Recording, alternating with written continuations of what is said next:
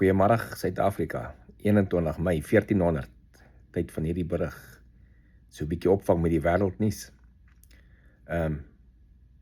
In Iran, ons sien dat daar al wat daar aan die gang is op die oomblik. President Trump het gister gesê, hy is nie haastig nie. Hy is definitief nie haastig nie. Hy kan vir Iran se ekonomie doodbloei solank as wat hy dink dis nodig vir hulle om wakker te raak. So dit gaan nog 'n rukkie aanhou. Maar kom ons kyk bietjie na die Caribbean eilande toe. Baie interessante dinge in die laaste paar weke wat daar gebeur. Spesifiek rondom Cuba. Daar's in die laaste paar weke baie optogte in Cuba. Die populasie is nou regtig moeg vir hulle kommunistiese regering. En gistermiddag, het die Amerikaanse regering, prosecution, mense, aanklag uitgereik vir Raúl Castro. Raúl Castro, die vorige president van Cuba. Wat in 1996 was hy die defense minister gewees. En hy het 'n opdrag gegee vir die Cubaanse regering of die Cubaanse weermag om 2 Amerikaanse siviele vliegtuie af te skiet wat daar oor Cuba gevlieg het. 4 mense is oorlede, dis nou 30 jaar terug. Sedert dit het nog geen Amerikaanse regering of president opgetree in verband met die voorval nie, maar president Trump het gesê nee, dis nie. Dis tyd dat daar ons bietjie verantwoordelikheid doen vir hulle dade. So daar's 'n arrest warrant uitgereik vir Raúl Castro. Hy is al 90 jaar oud, maar hy moet teregstaan aan aanklagte van moord in Amerika.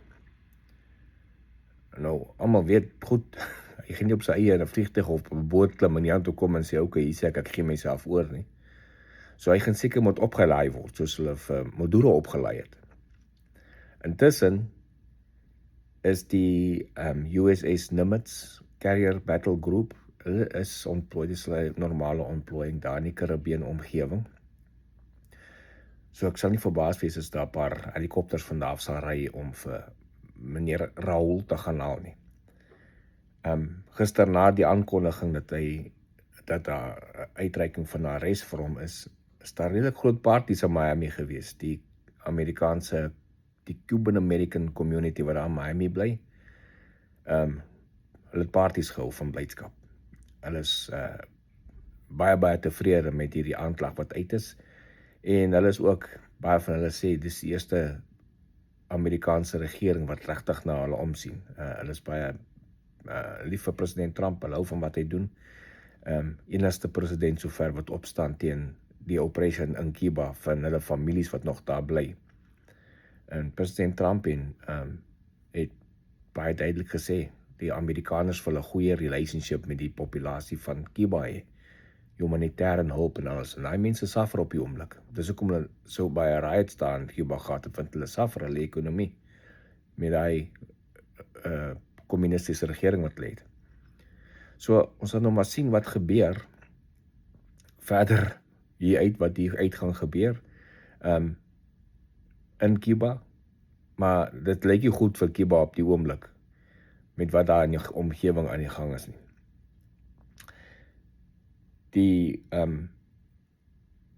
soos ek gesê, die Cubaanse populasie wat weggevlug het uit Cuba uit. Dis baie ouer mense wat in Miami bly en hulle kinders wat nou al hier gebore is. Hulle is up in arms. Hulle stem saam met president Trump. Kry vir Raúl Castro daar uit. Want die Castro familie, soos ons almal ken vir Fidel, wat daar was vir jare en jare en toe sy broer Raúl wat oorgevat het. Vir jare en jare die plek opreis het en hulle is moeg vir daai Castro familie. Ek het eendag vir Fidel ontmoet, eendag vir Fidel. Snaakse ou daai. Maar dis 'n storie vir 'n ander dag. Ek is Moni Botha vir Koppel TV, né? Geniet die dag.